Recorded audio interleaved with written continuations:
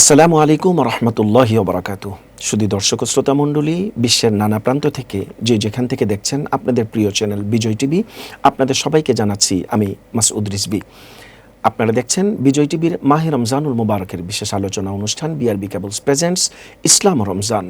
প্রতিদিন একই সময় আমরা আপনাদের সামনে আসি জীবন ঘনিষ্ঠ গুরুত্বপূর্ণ একটি বিষয় নিয়ে কথা বলার জন্য। আজও তার ব্যত্যয় নয়। আজ আমরা কথা বলবো রমজান ও নাজাত নিয়ে। মাহে রমজানুল মুবারকের রহমতের দশক, নবী করিম আলাইহিস সালাতু ওয়াস সালামের পবিত্র বাণী আউয়ালুহু রাহমা আওসাতুহু মাগফিরা, মাগফিরাতের এই দশকে আমরা উপনীত হয়েছি। কি বার্তা দেয় মাগফিরাতের এই মাস আমাদেরকে? সামগ্রিক জানা অজানা সকল বিষয় নিয়ে কথা বলবো আজ আমরা। আর এই গুরুত্বপূর্ণ বিষয়ে কথা বলার জন্য আমাদের বিজয় টিভির স্টুডিওতে আমন্ত্রণ জানিয়েছি দেশের প্রথিতযশা একজন বিজ্ঞ ইসলামী চিন্তাবিদকে। আমাদের সাথে রয়েছেন মুফতি মোহাম্মদ মুহিউদ্দিন, সম্মানিত খতিব, Dhaka residential school and college, কেন্দ্রীয় জামে মসজিদ। আসসালামু আলাইকুম রহমতুল্লাহি ওবারাকাতুহু। ওয়ালাইকুম আসসালাম রহমতুল্লাহি ওবারাকাতুহু। মোহতারাম, কেমন আছেন আপনি? আল্লাহ তাআলা শুকরিয়া আদায় করছি, আল্লাহ তাআলা ভালো রেখেছেন। আপনি কেমন আছেন? আল্লাহ পাকের অপার মেহেরবানি, আমিও ভালো আছি। চলছে মাহে রমজান। আল্লাহ। স্বাভাবিক জীবনযাপনের বাহিরে এসে এই যে সাহারি, মধ্যরাতে উঠা, ইফতারের এক অনন্য আয়োজন, তারপরে নামাজের জন্য প্রস্তুতি, খাতমে তারাবি, সব মিলিয়ে কেমন কাটছে আপনার রমজান? আলহামদুলিল্লাহ, আল্লাহ তাআলা শুকরিয়া আদায় করে শেষ করতে পারবো না যে দুনিয়াতে আল্লাহ তাআলা বাঁচিয়ে রেখেছেন, মাহে রমজানের সাথে আলিঙ্গন করার তৌফিক দান করেছেন। মাশাআল্লাহ, চমৎকার বলেছেন আপনি। জীবন বাঁচিয়ে রেখেছেন, রমজানের সাথে আলিঙ্গন করে দিয়েছেন। মনে পড়ে নবী করিম আলাইহিস সালাতু ওয়াস সালামের সেই বরকতময় হাদিস, আল্লাহুম্মা বারিক লানা ফি রজব ওয়া শাবান ওয়া বাল্লিগনা রমাদান। রজব আর শাবানকে আমাদের জন্য বরকতময় করুন এবং রমজান পর্যন্ত আমাদেরকে পৌঁছে দিন। এই যে দোয়া আমরা করেছি, আল্লাহ নিশ্চয়ই আমাদের সেই দোয়াকে কবুল করেছেন। তাই তো আজ আমরা রমজান পেয়েছি। এই যে নবী পাকের যে ভাষ্য আউয়ালুহু রাহমা আওসাতুহু মাগফিরা, চলছে মাগফিরাতের দশক। ইসলাম কি বলে? আমাদের যে শিরোনাম আজকে আমরা প্রতিপাদ্য নির্ধারণ করেছি, রমজান ও নাজাত, কি বলে ইসলাম, জানতে চাই আপনার কাছে। আলহামদুলিল্লাহ, আলহামদুলিল্লাহ, আল্লাহ পাকের দরবারে লাখো শুকরিয়া আদায় করছি যে মহান আল্লাহ রাব্বুল আলামিন দীর্ঘ প্রতীক্ষার পরে মাহে রমজান পাওয়ার মতো সুযোগ করে দিয়েছেন। আলহামদুলিল্লাহ। কারণ আমাদের মতো কত আপনজন আমাদের থেকে গত বছর রমজানে ছিল, এবার কিন্তু নেই। কিন্তু আমরা সে রজব মাস থেকে কিন্তু আল্লাহ তাআলার কাছে কায়মন বাক্যে প্রার্থনা করে যাচ্ছি, আল্লাহ তাআলা কবুল করেছেন। আলহামদুলিল্লাহ। এবং আমরা মাহে রমজান আলিঙ্গন করার পর রহমতের 10 দিনও কিন্তু আমরা বিদায় দিয়ে দিয়েছি। জানি না আল্লাহ তাআলা রহমত কতটুকু পেয়েছি, তবে দৃঢ় বিশ্বাস আল্লাহ রহমত থেকে কেউ নৈরাশ হয় এটা কিন্তু একটা কুফরির লক্ষণ। যে কারণে আমরা রহমত পেয়েছি, মাগফিরাতে আমরা পদার্পণ করেছি। আলাইহিস সালাতু, আপনি চমৎকার বলছিলেন। নবী করিম আলাইহিস সালাতু ওয়াস সালামের একটা হাদিস অত্যন্ত প্রণিধানযোগ্য, আমি আপনার সাথে এক সেকেন্ড একটু সংযুক্ত করতে চাই। ওই যে জিবরিল আলাইহিস সালাম আসলেন, 3টি ধাপে পদার্পণ করলেন এবং বললেন আমিন। 3টি কারণের একটি কারণ ছিল যে ব্যক্তি রমজান পেল কিন্তু নিজেকে মুক্তি করাতে পারলো না, জাহান্নাম থেকে নাজাত লাভ করতে পারলো না, তার জন্য ধ্বংস হোক। নবীজি বললেন আমিন। নাজাতের এই বার্তায় মাহে রমজান কি বলে ইসলাম? আসলে ইসলাম তো বলে এখন আমরা মাগফিরাত আল্লাহ তাআলার কাছে চেয়ে আমরা পদার্পণ করলাম, আমরা পৌঁছে গেলাম শেষ দশকের মধ্যে। মধ্য দশকে আছি আমরা এখন। হ্যাঁ, মধ্য আমরা আছি, কিন্তু শেষ দশক আমাদের সামনে চলে আসছে, একেবারে নিকটবর্তী চলে আসতেছে। তো আসলে তো রমজানটা কেন আল্লাহ তাআলা দিয়েছেন? রমজানটা দিয়েছেন আল্লাহ তাআলা একটা বান্দাকে সম্পূর্ণ গুনাহমুক্ত করে দিয়ে একদম তাকে নিষ্পাপ করে এই পৃথিবীর মধ্যে একটা তাকওয়ার শক্তি নিয়ে, তাকওয়ার একটা প্রশিক্ষণ নিয়ে, যাতে তারা পৃথিবীতে চলতে পারে, গুনাহমুক্ত থাকতে পারে। তো আমরা কিন্তু পৃথিবীর মধ্যে আবেদন এবং দরখাস্ত আল্লাহ তাআলার কাছে করছি, রব্বানা আতিনা ফিদ দুনিয়া হাসানা ওয়া ফিল আখিরাতি হাসানা ওয়া কিনা আযাবান্নার। আল্লাহ তুমি দুনিয়ার হাসানা দান করো এবং আখিরাতের হাসানা দান করো এবং জাহান্নামের আগুন থেকে তুমি আমাকে মুক্তি দান করো। তো আমরা যেহেতু আমাদের আবেদন এবং দরখাস্ত পরকালে জাহান্নাম থেকে মুক্তির জন্য আবেদন রয়েছে, তো আমরা কিন্তু সেই জাহান্নাম থেকে মুক্তির শেষ দশকের মধ্যে আমরা পৌঁছে গেছি। রাসূল পাক সাল্লাল্লাহু আলাইহি ওয়াসাল্লাম যেহেতু আউয়ালু রাহমাতুন ওয়া আওসাতুহু মাগফিরাতুন ওয়া আখিরু মিনান নার যে বলেছেন পরকাল জাহান্নাম থেকে মুক্তির শেষ দশক। তো এই শেষ দশকে আমরা জাহান্নাম থেকে মুক্তি কিভাবে পাবো, সেটা আল্লাহ তাআলার যে আমার পৃথিবীর মধ্যে সৃষ্টি করেছেন, সৃষ্টির উদ্দেশ্য যদি সাধন করতে পারি। কেন আল্লাহ তাআলা বলেন ওয়ামা খালাকতুল জিন্না ওয়াল ইনসা ইল্লা লিয়াবুদুন, এই মানুষকে ইবাদতের জন্য সৃষ্টি করেছি। আর ইবাদতের মুখ্যম সময় হচ্ছে মাহে রমজান, আর বিশেষ করে মাহে রমজানের শেষ দশকে এত ইবাদত রয়েছেন যেটা আল্লাহ রাসূল সাল্লাল্লাহু আলাইহি ওয়াসাল্লাম পরিবার থেকে, সমাজ থেকে, রাষ্ট্রের সকল কার্য থেকে আলাদা হয়ে তিনি মসজিদে বসিতেন ইতিকাফে। যে কারণে শেষ দশকের মধ্যে ইতিকাফ রয়েছেন। এবং এই ইতিকাফের পিছনে আল্লাহ রাসূল সাল্লাল্লাহু আলাইহি ওয়াসাল্লাম মূল উদ্দেশ্য ছিল এই যে আল্লাহ তাবারক ওয়া তাআলা এই পৃথিবীর বান্দাদের জন্য, বান্দীদের জন্য যে একটি উপহার দিয়েছেন, একটি রাত্র, যে রাত্রটার নাম হচ্ছে লাইলাতুল কদর, শবে কদর। এবং আল্লাহ তাআলা বলেছেন লাইলাতুল কদর খায়রুম মিন আলফি শাহর, যেটা হাজার মাস থেকে উত্তম। এই শবে কদর যাতে ছুটে না যায়, এজন্য আল্লাহ রাসূল সাল্লাল্লাহু আলাইহি ওয়াসাল্লাম নিজে তিনি মসজিদে ইতিকাফে বসতেন, পরিবারদেরকে, মহিলাদেরকে ঘরে ইতিকাফে বসাইতেন, যাতে শবে কদর তলবে তিনি পেয়ে যান। কারণ একটা মানুষ জীবন কতদিন বাঁচবে, কিন্তু উম্মতি মুহাম্মদের জন্য আল্লাহ রাসূল সাল্লাল্লাহু আলাইহি ওয়াসাল্লাম এত পেরেশান ছিলেন, কিভাবে তাদেরকে মুক্তি দিবেন, মুক্তির পথ কিভাবে আসবে, মুক্তির সেই পথের পাথেও কি আছে।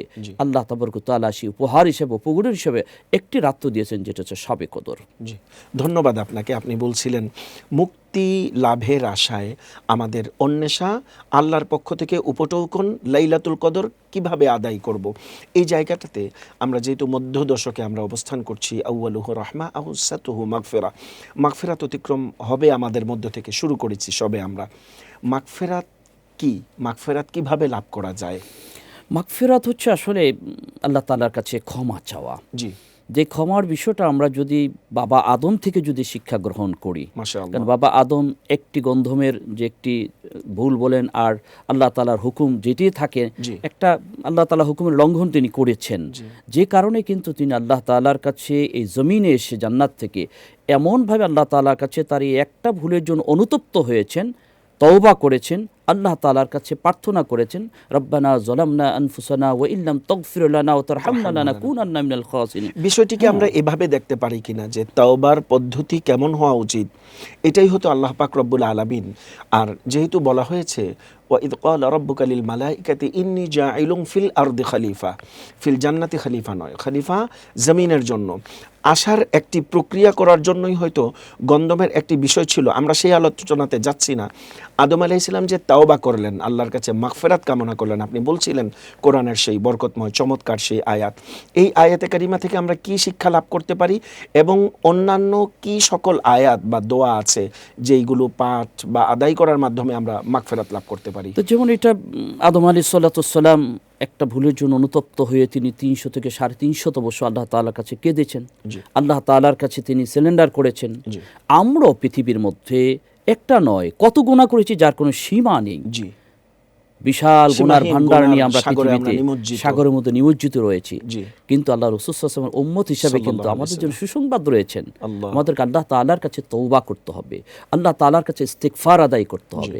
এইজন্য আল্লাহ রাসূল সাল্লাল্লাহু আলাইহি ওয়াসাল্লাম আত-তাইবুনু জামবে কামাল লা জামবা লাহু, যে ব্যক্তি আল্লাহর কাছে অনুতপ্ত হয়ে তওবা করবে সে এত নিষ্পাপ হয়ে যাবে যেন সে জীবনে কোনোদিন গুনাহ করেন নাই। আরেকটি হাদিস আমরা দেখতে পাই, নবী করিম আলাইহিস সালাতু ওয়াস সালাম বলেছেন, কুল্লু বানি আদম খাত্তাউন ওয়া খায়রুল খাত্তাইন আত-তাওয়াবুন, নিশ্চয়ই সকল বনি আদম জাতি, মনুষ্য জাতি, তারা ভুলের মধ্যে বিভ্রান্তিতে নিমজ্জিত, আর তাদের মধ্যে উত্তম তারাই যারা ভুল করার পরে অনুশোচনা করে ফিরে আসে তাওবার মাধ্যমে। ইসলাম কি মেসেজ দিয়েছে এই বক্তব্যে? ইসলাম মেসেজ দিয়েছে একজন মুমিন তিনি যিনি কোনো অপরাধ করার পরে সে সাথে সাথে আল্লাহর কাছে তওবা করবেন। আসলে আমরা রাসূলের উম্মত, আমরা রাসূলের জীবনী কিন্তু আমাদের শিক্ষা, রাসূলের সুন্নাহ কিন্তু আমাদের। রাসূলের পাক সাল্লাল্লাহু আলাইহি ওয়াসাল্লাম সম্পর্কে আমরা জানি তিনি নিষ্পাপ, যার আগে পরে গুনাহ নেই, আল্লাহ তাআলা সব ক্ষমা করে দিয়েছেন। তিনি এত তওবা করতেন, এত আল্লাহ তাআলার কাছে ক্রন্দন করতেন, মিআতা মাররা বলা হয়েছে, 100 বার তিনি তওবা করতেন, প্রতিদিন 100 বার অথবা 70 বার তিনি আল্লাহ তাআলার কাছে তওবা করতেন। আর তার এই তওবা এবং অপরাধ থেকে গুনাহ মুক্তির জন্য যে পদ্ধতিগুলি দেখে সাহাবা একরাম জিজ্ঞেস করেন, ইয়া রাসূলুল্লাহ, আপনার তো আগে পরে কোনো গুনাহ নেই, আপনি তো নিষ্পাপ, আপনি কেন এত কষ্ট করে নামাজ পড়ছেন, পা ফুলে যাচ্ছে, সারা রাত্র নামাজ পড়তেছেন, সারা রাত্রে ইবাদত করতেছেন এবং এত ইস্তেগফার প্রতিদিন 100 থেকে 70 বার করতেছেন, আপনি সব সময় করেন, কারণটা কি? আল্লাহ রাসূল সাল্লাল্লাহু আলাইহি ওয়াসাল্লাম বলেছেন, আমি কি আল্লাহ তাআলার শুকরগুজার বান্দা হব না? আমি কি আল্লাহর শুকরগুজার বান্দা হব? সুবহানাল্লাহ। আল্লাহ রাসূল সাল্লাল্লাহু আলাইহি ওয়াসাল্লাম শুকরগুজার বান্দা হওয়ার জন্য, শুকরগুজার বান্দার গুরুত্বপূর্ণ এই জায়গাটা আমরা শুনবো আপনার কাছে, তবে বিরতির পর। সুধী দর্শক ও শ্রোতা, আপনারা দেখছেন বিজয় টিভির মাহে রমজানুল মোবারকের বিশেষ আলোচনা অনুষ্ঠান বিআরবি কেবলস প্রেজেন্টস ইসলাম ও রমজান। শুনছিলাম নাজাত ও রমজান নিয়ে গুরুত্বপূর্ণ আলোচনার চুম্বক এই অংশে আমরা যাচ্ছি ছোট্ট একটি বিরতিতে, ফিরছি কিছুক্ষণের মধ্যেই। ততক্ষণ বিজয় টিভির সাথেই থাকুন।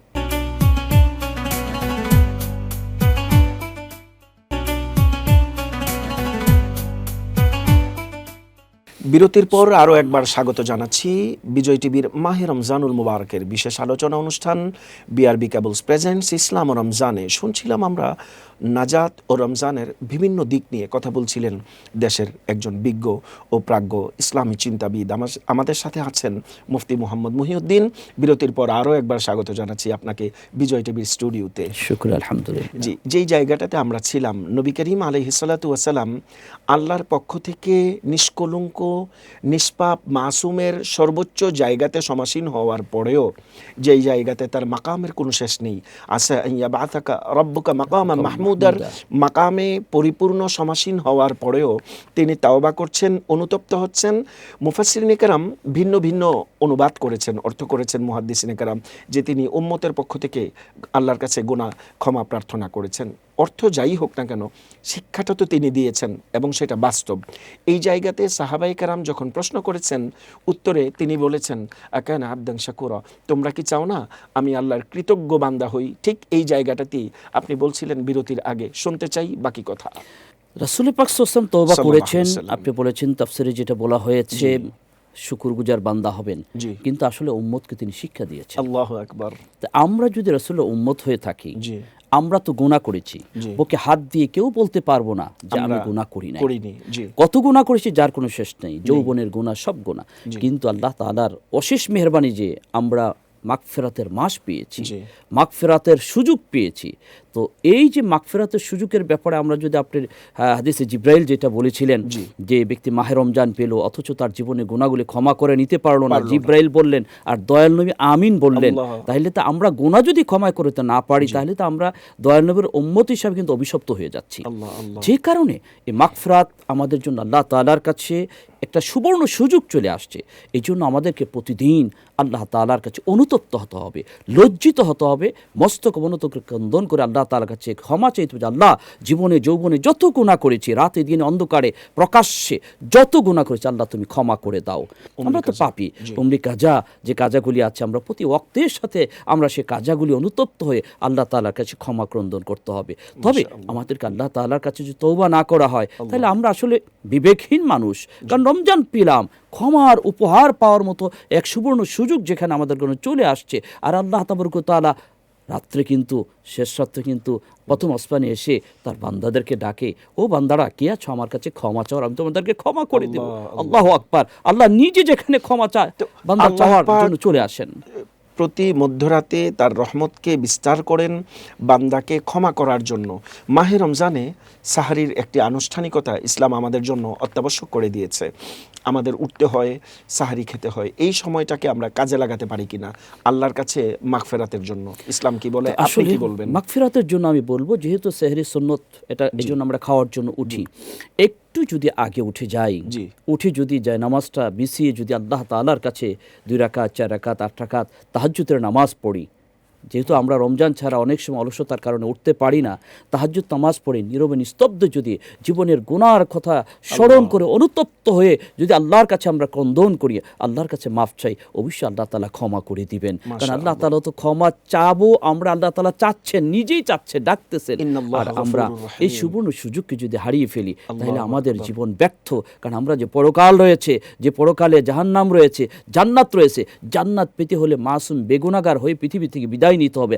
আর মাসুম বেগুনাহগার হওয়ার জন্য, গুনাহমুক্ত হওয়ার জন্য মাহে রমজানে মুখ্যম সময়, রাতের গভীরে, রাতের শেষ প্রান্তে সাহাবায়ে কেরাম যখন তারা রাতের কিছু অংশ ঘুমাতেন, রাতের কিছু অংশ না ঘুমিয়ে আল্লাহর কাছে ইস্তিগফার করতেন, আল্লাহ তাআলা কিন্তু তাদের প্রশংসা করে আয়াত নাজিল করে দেন, আসসারহুম ইস্তাগফিরুন, যে তারা রাতের শেষ প্রান্তে আল্লাহ তাআলার কাছে তওবা করেন। আর সাহাবায়ে কেরামদের আমলটা আল্লাহ তাআলার কাছে কবুল হয়েছে। আর আমরা উম্মতে মুহাম্মদী এত গুনাহ করার পরও যদি এই সুবর্ণ সুযোগকে কাজে না লাগিয়ে আমরা যদি বাহাদুরি করি, বাহাদুর সেজে পৃথিবীর মধ্যে বেঁচে থাকি, মৃত্যুর পর কিন্তু আমাদের অন্ধকার আর অন্ধকার, আযাব আর আযাব চলে আসবে। বাহাদুরি করার আসলে কোনো সুযোগ আমাদের নেই। আল্লাহ পাকের অপার দয়ার মেলবন্ধন মাহে রমজান। আমরা অনুশোচনা যদি করি, আমাদের পাপের জায়গা থেকে যদি আমাদের উপলব্ধি না আসে, মুহাদ্দিসিন কেরাম, ফুকাহায়ে কেরাম, মুফাসসিরিন কেরাম, বুজুর্গানে দ্বীন আমাদেরকে যে তারতিব শিখিয়েছেন, অনুতপ্ত হওয়া, পরবর্তীতে এই অন্যায় না করার জন্য কমিটমেন্ট করা, অনেকগুলো ক্রাইটেরিয়া বলেছেন। কোরআনের একটি বিশেষ আয়াত আমি আপনার সামনে উপস্থাপন করতে চাই। উদউনি আস্তাজিব লাকুম, আল্লাহ বলেছেন তোমরা আমাকে ডাকো, আমি তোমাদের ডাকের সাড়া দিব। আমাদের আজকের যেই আলোচ্য বিষয় প্রতিপাদ্য নাজাত, মাগফিরাত, রমজানের এই বরকতময় সময়ে আল্লাহকে আমরা কিভাবে ডাকবো? কি বলে ইসলাম? আমরা আল্লাহ তাআলাকে ডাকবো প্রথমত আমাদের ফরজ নামাজগুলির মাধ্যমে।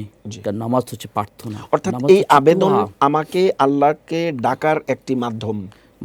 জি, দোয়া। দ্বিতীয়ত আমরা রোজা রাখছি। জি, কেন রাখছি? আমরা তাকওয়া অর্জন করতে চাই। আল্লাহ। তাকওয়া এমন একটা জিনিস যেটা হচ্ছে আপনার দুনিয়ার জমিনে এমন একটা শক্তি ভিতরের মধ্যে অর্জিত হবে মাহে রমজানে প্রশিক্ষণের মাধ্যমে। যত গুনাহ আপনাকে হাতছানি দিয়ে রাখবে, সব গুনাহকে আপনি দূরীভূত করে দিয়ে, গুনাহকে আপনি বিচ্ছিন্ন করে দিয়ে আপনি আল্লাহর প্রতি জীবনযাপন করবেন। পথই হবে এই মাহে রমজানের সকল ইবাদতগুলি করা। আমরা সারাদিন উপবাস থাকতে রোজা রাখতেছি, কেন রাখতেছি? এটা আপনাকে মনে আমার ভিতরে এই ধরনের চিন্তা রাখতে হবে যে আমি আল্লাহর সন্তুষ্টির জন্য করতেছি। আর মাহে রমজানের শেষ দশকে আপনাকে বলেছি এতেকাফ করতে হবে, আপনাকে শবে কদর তালাশ করতে হবে, এবং শেষ দশকে আপনাকে ফিতরা দিয়ে মানুষের আতিথ্যতা মেহমানদারি করতে হবে, মানুষের সন্তুষ্টি অর্জন করতে হবে, মানবতার সেবা করতে হবে, এবং শেষ দশকে পুরা সময়টাকে আল্লাহর জন্য বিলিয়ে দিতে হবে। অর্থাৎ পুরো মাহে রমজানে কোনো সময়কে কিন্তু নষ্ট করা যাবে না। মাশাআল্লাহ, অত্যন্ত চমৎকার আপনি বলছিলেন। অনেকগুলো দিক নির্দেশনা দর্শক শ্রোতা, আমাদের মুহতারাম আলোচক আমাদেরকে দিয়েছেন। কি কি করণীয় আমরা কিন্তু এই কাজগুলো করার জন্য বিশেষভাবে লক্ষ্য রাখবো। অর্থাৎ রমজান চলে যাবে, এরপরে আমি চাইলেও কিন্তু এই বরকতময় কাজ করতে পারবো, কিন্তু এই সময় কিন্তু আর তখন বিদ্যমান থাকবে না। পরবর্তী রমজান আমরা কে পাবো কে পাবো না, সেই জায়গাটি কিন্তু আমরা নিশ্চিত নই। আরেকটি বিষয় আপনার কাছে জানবো, তাওবা ইস্তেগফারের বিশেষ কোনো আমল বা বিশেষ কোনো নিয়ম আছে কিনা? নবীজি সাল্লাল্লাহু আলাইহি সাল্লামের বিশেষ কোনো শিক্ষা আছে কিনা? নবীজির শিক্ষা হচ্ছে আল্লাহ রাসূল সাল্লাল্লাহু আলাইহি ওয়াসাল্লাম যেটা সাল্লাল্লাহু আলাইহি ওয়াসাল্লাম শিখিয়েছেন জি। যে প্রতিদিন ইস্তেগফার করা। তো আমরা যদি সংক্ষিপ্ত বলি আস্তাগফিরুল্লাহ আস্তাগফিরুল্লাহ আস্তাগফিরুল্লাহ, আর যদি আরো বড় করে যদি আমরা দোয়াটা পড়ি আস্তাগফিরুল্লাহ আল্লাযী লা ইলাহা ইল্লাহু অথবা আস্তাগফিরুল্লাহ রাব্বি মিন কুল্লি যামবি ওয়া আতুবু ইলাইহি, এইভাবে আমরা প্রতিটা দোয়াগুলি যদি আমরা পড়ি। এছাড়া আমরা তো নামাজ পড়ি, নামাজের মধ্যে দোয়া মাসুরা যেটা লাস্টে আমরা পড়ি, আল্লাহুম্মা ইন্নী যালামতু নাফসি। এটা যদি অর্থ সহ যদি চিন্তা করা হয় যে আমি স্বীকৃতি দিচ্ছি আল্লাহুম্মা ইন্নী যালামতু নাফসি, আল্লাহ আমি জুলুম করেছি আমার নফসের প্রতি, আমার আত্মার প্রতি, আমার এই মহামূল্যবান জীবনের প্রতি, জুলমান কাসীরা, অনেক বড় জুলুম। এই কথাটা যখন আমি অন্তর থেকে বলবো, অঝোর আমার চোখ থেকে পানি ঝরঝর করে পড়বে। ওয়ালা ইয়াগফিরু যুনুবা ইল্লা আনত, আল্লাহু আকবার, ফাগফিরলি মাগফিরাতাম মিন ইনদিক ওয়ারহামনি ইন্নাকা আনতাল গফুরুর রহিম। এই দোয়াটা যদি আমরা অর্থটা জেনে যদি আমরা নামাজের মধ্যে পড়ি, তাহলে অজরে চোখের পানি চলে আসবে। আমরা মুনাজাত দিয়ে আল্লাহ তাআলার কাছে যদি বাবা আদমের দোয়াটা বলি, রব্বানা যালামনা আনফুসানা, আয় পরওয়ারদিগার আমি জুলুম করেছি আমার নফসের প্রতি, যদি তুমি ক্ষমা না করো, ওয়া ইল্লাম তাগফির লানা, যদি তুমি ক্ষমা না করো, ওয়াতারহামনা, যদি দয়া না করো, লানাকুনান্না মিনাল খাসিরিন, তাহলে আমি চিরতর ক্ষতিগ্রস্ত হয়ে যাব। তাহলে আমি তো চাই না একজন বিবেকবান বুদ্ধিমান একজন মানুষ হিসাবে শ্রেষ্ঠত্ব রক্ষা করতে, যে আমি কিন্তু চাই না যে আমি ক্ষতিগ্রস্ত হই, না দুনিয়া না আখিরাতে। অত্যন্ত চমৎকার কথা বলেছেন আপনি। বিজয় টিভির পক্ষ থেকে আপনাকে আন্তরিকভাবে মোবারকবাদ এবং ধন্যবাদ জানাচ্ছি আমাদেরকে মূল্যবান সময় দেওয়ার জন্য। আলহামদুলিল্লাহ, আপনাদেরকে ধন্যবাদ। শুধু দর্শক ও শ্রোতা, আমরা তন্ময় হয়ে শুনছিলাম আমাদের বিজ্ঞ আলোচকের কথা। রমজান চলছে, রহমত গিয়েছে, মাগফিরাতও যাবে, নাজাত আসবে, আবার কোনো এক ফাঁকি দিয়ে চলে যাবে। এই ফাঁকি দিয়ে চলে যাওয়ার মাঝখানে আমি কি করলাম? আমাদের করণীয় কি? আমি কি পেরেছি আমার মুক্তির জায়গা থেকে সেই সনদ লাভ করতে? আর যদি না করে থাকি, নবীজির সেই সতর্কবাণী আশা করি আজকের পর থেকে আমরা আর ভুলে যাব না। যতটুকুন সময় বাকি আছে আমরা যথাযথভাবে কাজে লাগাবো। আমাদের দিবারাতি, আমাদের সকাল সন্ধে, আমরা যে যেখানেই থাকি আমাদের জায়গা থেকে আত্ম উপলব্ধির সেই জায়গাকে আমরা পরিচ্ছন্ন করব। আমাদের হৃদয় হবে প্রশান্তিময়, আত্মা হবে পরিপূর্ণ। আল্লাহ পাকের অপার রহমত দ্বারা আমরা পূর্ণতা লাভ করতে পারবো বলে আমরা আশাবাদ ব্যক্ত করি। হে আল্লাহ, আমি তাওবা করছি আমার জীবনের সকল গুনাহ থেকে, আমার জীবনের জানা অজানা, ইচ্ছা অনিচ্ছা, প্রকাশ্যে গোপনে সকল প্রকার গুনাহ থেকে আমরা তাওবা করছি। আমাদের তাওবাকে আপনার প্রিয়তম হাবিব আলাইহিস সালাতু ওয়াস সালাম এবং তার পুত পবিত্র আহলুল বাইতের ওসিলায় আপনি কবুল এবং মঞ্জুর করেন। আজকের এই পর্ব থেকে, এই আয়োজন থেকে আমরা এই আবেদন রাখছি আমাদের পরম পরওয়ারদিগার আল্লাহ রাব্বুল আলামিনের কাছে। শুধু দর্শক ও শ্রোতা, আপনারা দেখছেন বিজয় টিভির মাহে রমজানুল মুবারকের বিশেষ আয়োজন বিআরবি কেবলস প্রেজেন্টস ইসলাম ও রমজান। আজ সময় হয়েছে বিদায় নেয়ার আগে আপনাদের সকলের জীবনের সর্বাঙ্গীন সফলতা কামনা করছি। নাজাতের মাস মাহে রমজানুল মুবারকে মুক্তি লাভের আশায় আমরা সবাই জাগরিত থাকব, সেভাবে আমরা কাজ করে যাব এই প্রত্যাশা রেখে আজকের মতো এখানেই বিদায় নিচ্ছি। দেখা হবে আগামীকাল আবারও একই সময়ে ভিন্ন একজন অতিথি গুরুত্বপূর্ণ আরেকটি বিষয় নিয়ে। ততক্ষণ আপনারা ভালো থাকুন, সুস্থ থাকুন এই প্রত্যাশায়। আল্লাহ হাফেজ।